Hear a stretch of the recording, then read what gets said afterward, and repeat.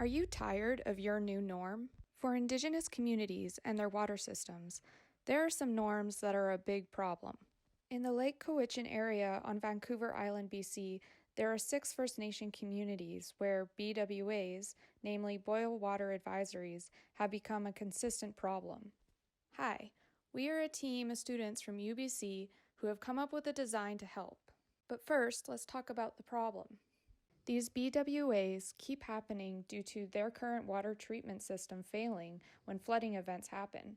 Lake Cowichan provides surface water regulated with a weir system and treated by chlorination.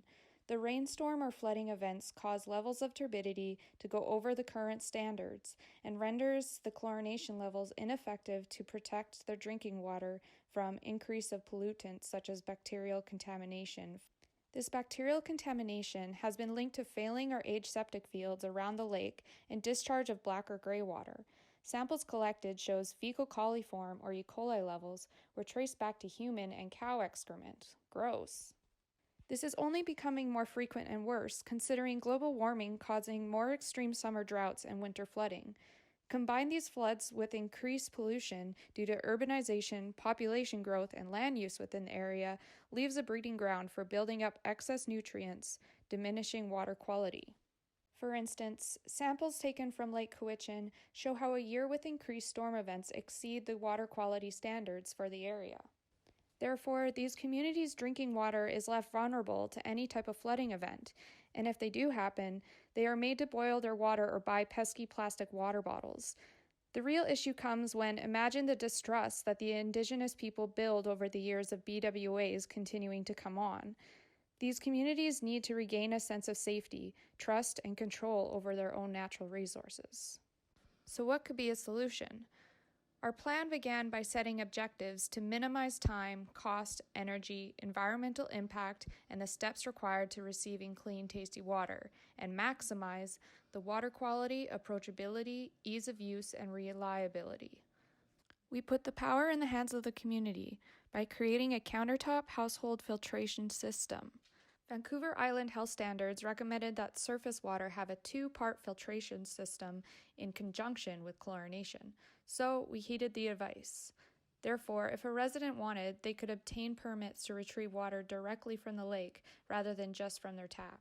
Standing 53 centimeters tall with a diameter of 36 centimeters, it holds up to 18 liters of water, enough to provide for 15 people per day. It requires no energy and largely is made out of ceramic, a sustainable, renewable resource. It works by contaminated water being poured into the top container where it starts to seep through the activated carbon filter. Working on the principle of absorption, activated carbon binds to impurities chemically on the surface, eliminating unpleasant odors, removing chlorine and chlorine byproducts, acting on herbicides and pesticides, and phosphates from human and pet sewage, all this without stripping the water of beneficial salts and minerals. The second filter is a flat-bottom ceramic disc made out of clay and sawdust or rice husks. It is used to filter out the smaller particles like microorganisms.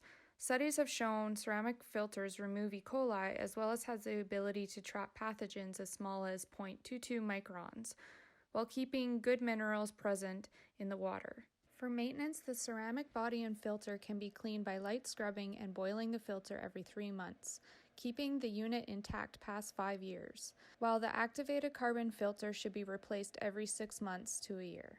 One unit costs $179.19. This investment is smart. For a family of 4, buying flats of plastic water bottles for a year would cost around $1,900, while using the countertop filter for a year would only cost them $219. That's saving them almost $1,700. Wow! Our design also provides investment opportunities for the community by getting local potters and artists to become involved to build and remanufacture old or broken units. This way, the unit can stay out of the landfills as well as the majority of investment will enter back into the community. Overall, our proposed filtration system may not entirely solve all the water issues Indigenous communities face today, but with continued problems from global warming, it provides a simple, quick, cost-effective, and lasting measure to help these communities regain a sense of trust and safety.